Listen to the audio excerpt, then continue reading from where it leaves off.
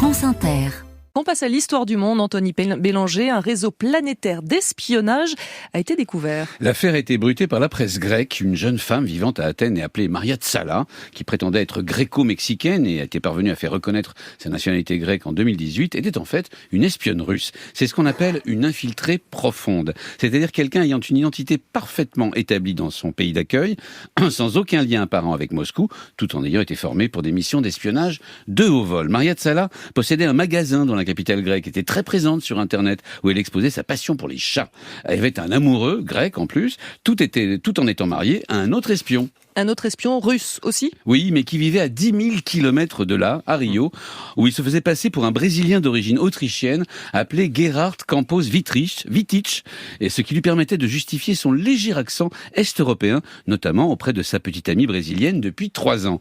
Il possédait une entreprise d'imprimante 3D et travaillait régulièrement avec l'armée brésilienne. Il venait justement de louer de nouveaux locaux à moins de 50 mètres du consulat américain de Rio, donc. Or, brusquement, en janvier, notre infiltré au Brésil a ressenti le besoin de voyager en Malaisie, puis il a littéralement disparu. Même scénario pour Maria Tsala, qui a fui la Grèce sans laisser de traces à peu près aux mêmes dates. Que leur est-il arrivé ? Pourquoi est-ce qu'ils ont soudainement disparu ? Eh bien, il semble qu'ils aient échappé de justesse à une arrestation. D'autres infiltrés ont eu moins de chance.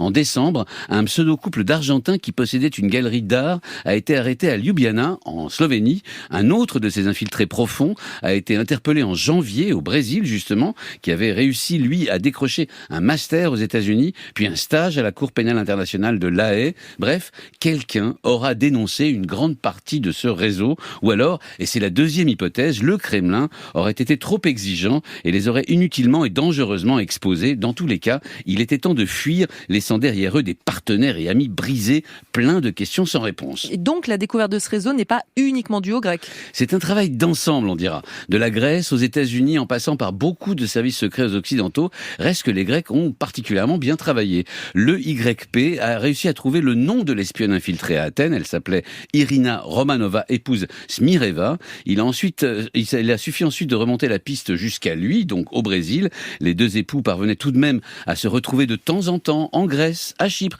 et même, très récemment encore, en France. On sait aussi désormais qu'ils appartiendraient à un réseau d'espionnage russe extrêmement sophistiqué et élitiste.